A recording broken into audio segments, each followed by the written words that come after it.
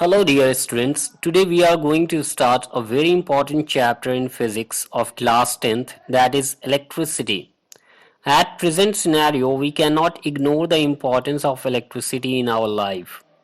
Like we use fan, washing machine, refrigerator, all other different kinds of appliances which runs on electricity.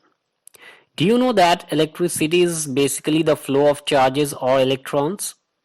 So first we try to get information about charges. If someone asks you what is charge, then we can define charge as charge is a property due to which any object can exert force of attraction or repulsion on any other object. And the SI unit of charge is coulomb. Dear students, you all know the structure of an atom. In center or nucleus, proton and neutron exist, while in orbits, electron revolves around nucleus. And this electron becomes the main source of electricity.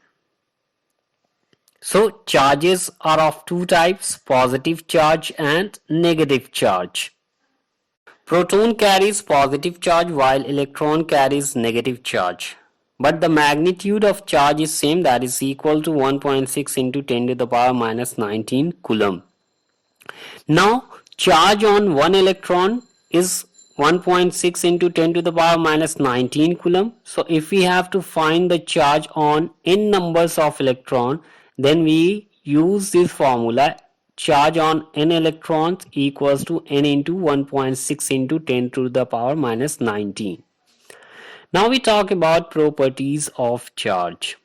Dear students, we all know that when like poles of a magnet brings towards each other, then same poles repel each other. In the same manner, same charge or like charges also repel each other. As we can see here in the picture, when two like charges, whether positive charges or negative charges, are kept together, they start repelling each other, while unlike charges attract each other. It means when we bring positive charge and negative charge together, the attraction takes place. Since these charges are attracting or repelling each other, so for this action, these charges will be applying a force. This force is called electrostatic force. Next we talk about how an object becomes positively charged or negatively charged.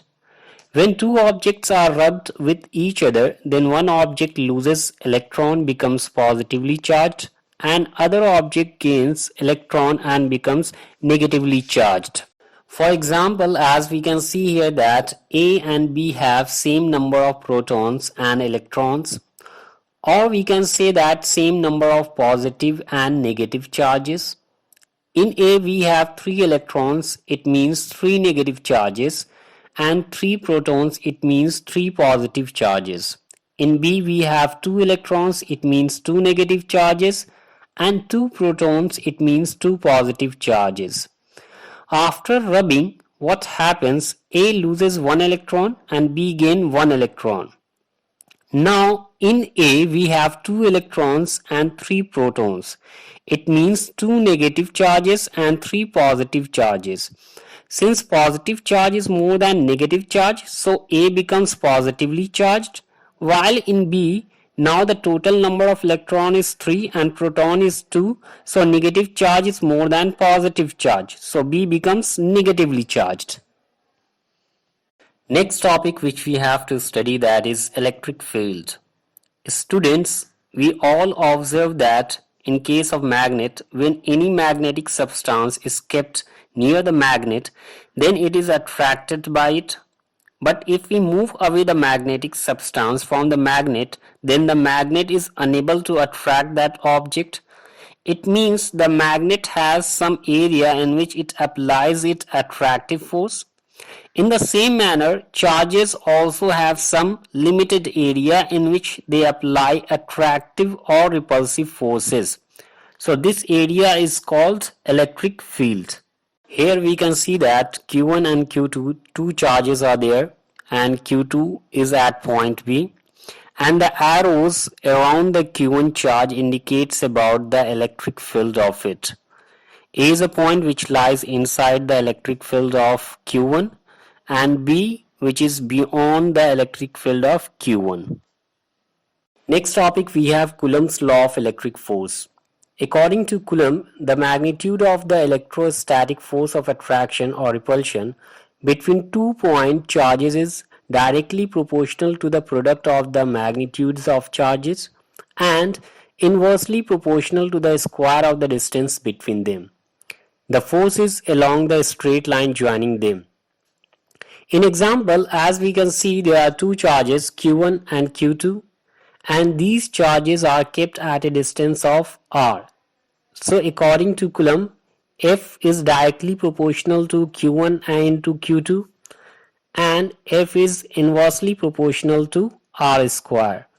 So we can write F directly proportional to Q1 into Q2 by r square. For removing proportionality, we introduce K here. So F equals to K into Q1 into Q2 by r square, where K is a constant of proportionality and the value of K in air medium is approximately equal to 9 into 10 to the power 9 Newton meter square per Coulomb square. Now we come to electric current. Current means the continuous flow of something.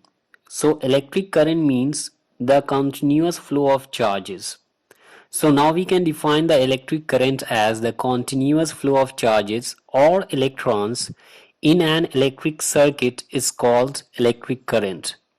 Or we can also say that the rate of flow of charges is called electric current. The SI unit of electric current is ampere. Now for the flow of charges, we need a conductor wire, a cell, and then the flow of charges takes place. Now if we add a bulb, then we observe that it is glowing. Like in our house, when we switch on, the bulb glows. Now let's say that the amount of charges is flowing in this conductor is Q in time t. So the magnitude of electric current can be given as charge per unit time. It means charge by time. Now as far the direction of current is concerned, the conventional direction of current is taken from positive terminal to negative terminal. That is in the opposite direction of movement of electrons. Here in this picture, yellow symbol is used to show the direction of current while red one is used for the direction of movement of electrons. For measuring the electric current, the device which we use that is called ammeter. Galvanometer is also used to measure the small amount of current. Now the next important topic is electric potential. Dear students, first we see the figure here. As we can observe, Q1 and Q are the two charges here, and Q, a unit positive charge, is kept at infinity. So if we have to move that Q charge from point B to point A, which is in the electric field of Q1, then we will have to do some work. This work is called electric potential. Now we can see the definition here. The electric potential at any point in an electric field is defined as the work done in bringing per unit positive test charge from infinity to given point.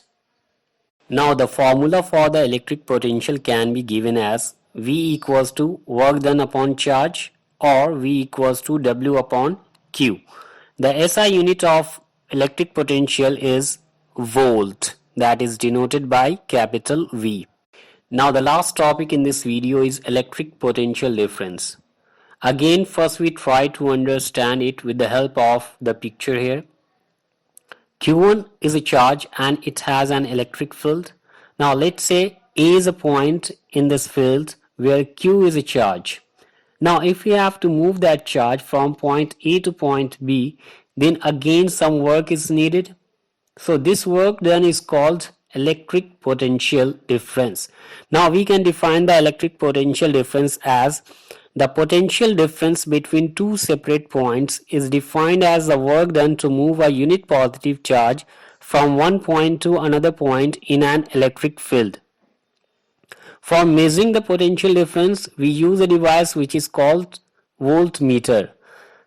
So I believe you all have understood it clearly. In next video, we will learn about conductors, resistance and Ohm's law. So thank you very much for watching this video. You have a good day.